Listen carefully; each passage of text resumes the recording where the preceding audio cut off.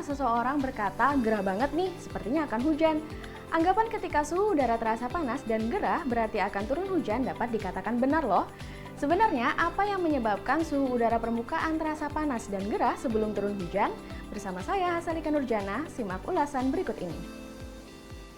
Peningkatan suhu udara sebelum terjadinya hujan berhubungan dengan kesetimbangan energi panas, proses terjadinya hujan, dan juga siklus air.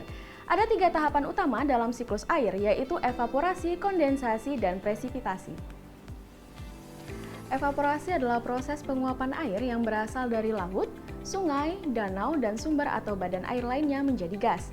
Lalu, kondensasi adalah proses perubahan air dari gas menjadi cair atau yang biasa kita sebut dengan istilah pengembunan. Kondensasi dapat terjadi di atmosfer pada saat terdapat perubahan suhu dan tekanan, di mana pada tahapan ini terjadi pelepasan panas dari sistem ke lingkungan. Panas yang dilepaskan ini disebut dengan panas laten. Disinilah tahapan terbentuknya awan. Tahapan terakhir yaitu presipitasi yang terjadi karena adanya pendinginan dan penambahan uap air hingga uap air yang membentuk awan mencapai titik jenuh.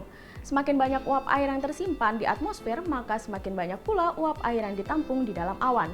Jika awan sudah tidak mampu menampung banyaknya uap air, maka akan turun menjadi hujan.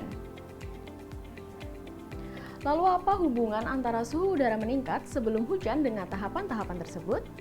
Pada tahap proses penguapan air di permukaan bumi, pada saat menguap, diperlukan penyerapan energi dalam bentuk panas yang nantinya akan disimpan oleh molekul-molekul uap air dan bersamaan naik ke atmosfer.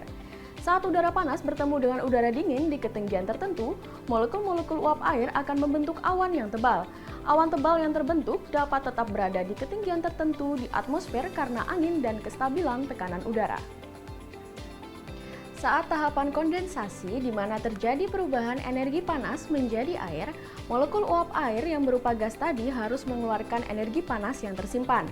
Energi panas atau disebut juga panas laten inilah yang sering dirasakan sebelum terjadinya hujan. Panas laten menyatakan banyaknya energi yang dilepaskan untuk mengubah sejumlah massa uap air atau gas ke fasa air. Karena dikeluarkan dalam jumlah yang cukup banyak, maka udara panas ini dapat mempengaruhi peningkatan suhu udara lingkungan. Pelepasan energi panas ini umumnya terjadi selama 15 hingga 60 menit sebelum turun hujan dan dapat terjadi pada pagi, siang, atau malam hari sekalipun. Awan tebal penyebab hujan termasuk ke dalam tipe awan rendah dengan jarak dasar awan yang dekat dengan permukaan, sehingga udara panas yang dilepaskan akan lebih terasa. Selain pelepasan energi panas dari awan tebal tadi, gerah sebelum hujan juga dapat disebabkan oleh tingkat kelembapan udara yang tinggi, di mana pembentukan awan juga membutuhkan lingkungan yang lembab dan penuh dengan uap air atau basah. Ketika udara sudah sangat penuh dengan uap air, maka tidak ada lagi ruang bagi keringat untuk menguap. Jadi, suhu tubuh akan terus mengalami kenaikan, karena pada dasarnya keringat yang keluar adalah untuk mendinginkan suhu tubuh kita. Penyebab lain dari kondisi gerah sebelum hujan juga dapat terjadi karena efek rumah kaca. Sumber energi panas di bumi bersumber dari radiasi gelombang pendek sinar matahari. Panas yang sampai ke permukaan bumi ada yang diserap yang kemudian perlahan memanaskan permukaan bumi dan ada pula yang dipantulkan. Saat mendung atau banyak awan tebal menutupi langit, maka panas matahari yang seharusnya dipantulkan kembali ke atmosfer akan terjebak atau terperangkap di permukaan. Teori ini dikuatkan jika komposisi awan yang terbentuk sebagian besar mengandung banyak polusi seperti CO2 atau karbon dioksida terutama di kawasan perkotaan. Mengingat polusi perkotaan yang jauh lebih tinggi, maka kawasan perkotaan biasanya terasa lebih panas sebelum hujan turun. Nah sobat, bagaimana prospek cuaca di wilayah Indonesia dalam 1 minggu ke depan? Apakah hujan masih berpotensi terjadi di wilayah sobat? Berikut kami sampaikan informasi selengkapnya.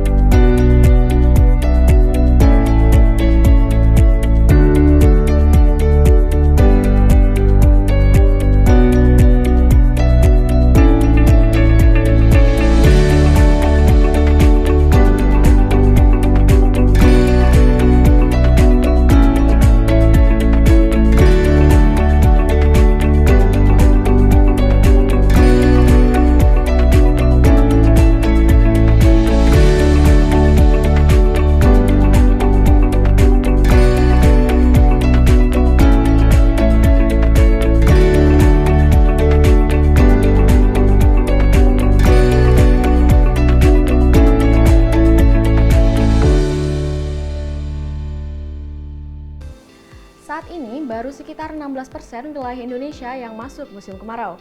Sedangkan 84% sisanya masih mengalami musim hujan atau berada pada periode masa pancaroba. Hal ini berarti potensi tutupan awan hujan dan potensi hujan masih tinggi di sebagian besar wilayah Indonesia. Karena itu, langkah kewaspadaan terhadap perubahan cuaca yang dinamis seperti saat ini perlu dilakukan oleh masyarakat. Seperti pertama, tetap waspada terhadap potensi bencana hidrometeorologi terutama banjir yang sewaktu-waktu dapat terjadi, khususnya bagi masyarakat yang tinggal dan berada di daerah rawan bencana hidrometeorologi. Kedua, bila terjadi hujan disertai angin kencang, sangat disarankan untuk tidak berteduh di bawah pohon besar atau rindang yang rentan tumbang. Ketiga, menjaga kebugaran tubuh. Tubuh yang sehat merupakan faktor dominan dalam menangkal segala jenis penyakit, karena sistem imun dapat bekerja lebih efektif dalam melawan serangan bakteri atau virus. Keempat, perbanyak konsumsi air putih ketika cuaca panas. Air putih dapat membantu mencegah dehidrasi. Serta jangan lupa untuk selalu memantau informasi perakiraan dan peringatan dini cuaca melalui laman www.bmkg.go.id atau melalui kanal media sosial Info BMKG, serta melalui layanan call center kami di 196. Sobat juga dapat mengunduh aplikasi Info BMKG melalui smartphone Sobat baik di App Store maupun Play Store. Semoga informasi yang kami sampaikan bermanfaat dalam menunjang kegiatan dan rutinitas Sobat semua. Terima kasih atas perhatian Sobat semua. Mari kenali cuaca dan lingkungan agar terhindar dari ancaman bencana hidrometeorologi. Tetap patuhi protokol kesehatan, salam sehat, dan sampai jumpa.